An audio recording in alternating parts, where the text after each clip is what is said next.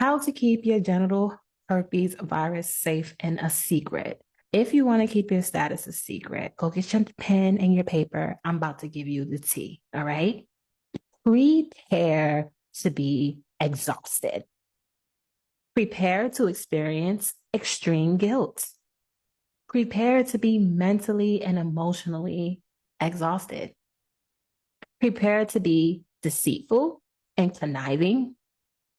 Prepare to be delusional and completely hate the fact that you have herpes. Be prepared to experience a relationship nurtured by your dishonesty. Be prepared to not enjoy intercourse as much as you fear your partner may be contracting the virus from you in the back of your mind. Okay?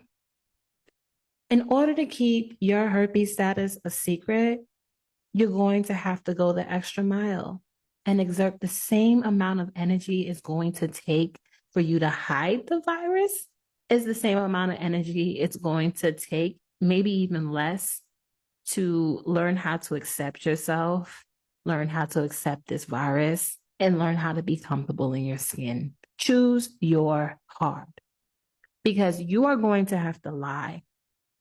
You're going to have to avoid safer adult therapy, baby making conversations, and expose yourself to more STDs to avoid talking about your STD. You're going to have to find clever ways to hide your medicine, as some people within this community already do. You might have to transfer medications to other pill bottles.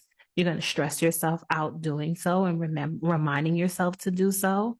You're going to have to find ways to refrain from intercourse whenever you are experiencing an active outbreak. And you're probably going to deflate your partner's ego. You're probably going to make your partner feel undesirable because you don't want to have them in an intimate way. And you cannot be honest with them about why you can't have them in an intimate way. So prepare to be miserable. Why?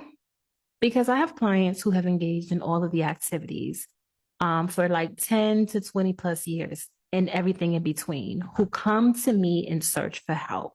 They're sick and tired of being sick and tired. They're sick and tired of carrying the burden of a secret, and the guilt from being deceptive is hitting them a lot harder than any stigma you can possibly experience with someone knowing that you have herpes. The amount of energy it is going to take to act as if your herpes does not exist is the energy you will need to learn how to accept this virus for yourself and free yourself from all those low vibrational emotions and beliefs.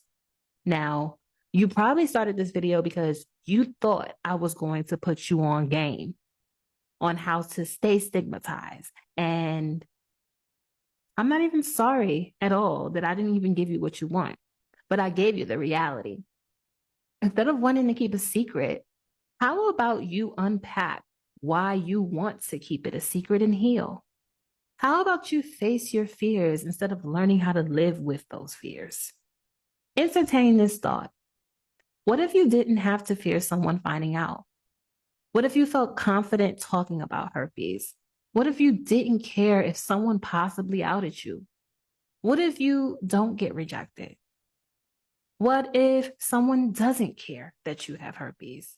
What if you didn't fear transmission?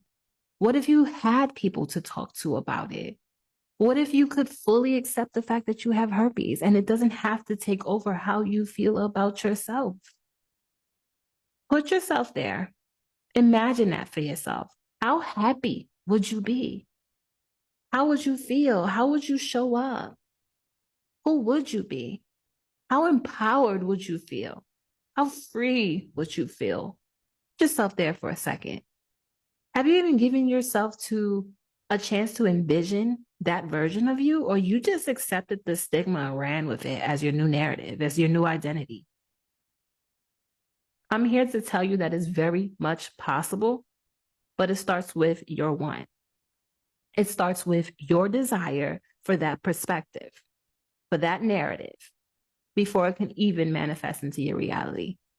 But as long as you reject the idea and accept the narrative of the herpes stigma over your life, you're going to always be ashamed.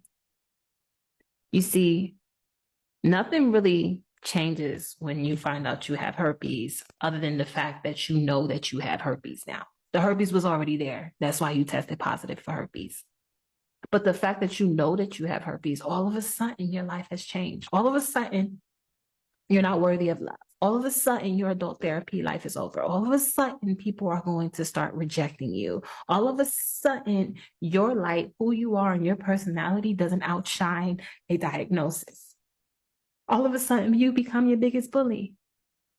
You tell yourself you're worthless. You tell yourself no one's ever going to want you. You tell yourself that your adult therapy life is over. Why? Don't you love yourself enough to empower yourself, uplift yourself, do some research, learn about the virus, learn how to accept this, learn how to love yourself unconditionally instead of just conditionally? I believe that you deserve that from you, but you gotta want it. The herpes stigma does not have to be your narrative. Your fear of rejection does not have to get in the way of you finding love. But if you allow it to, it will. If you need help, this is my magic. I can help you do so.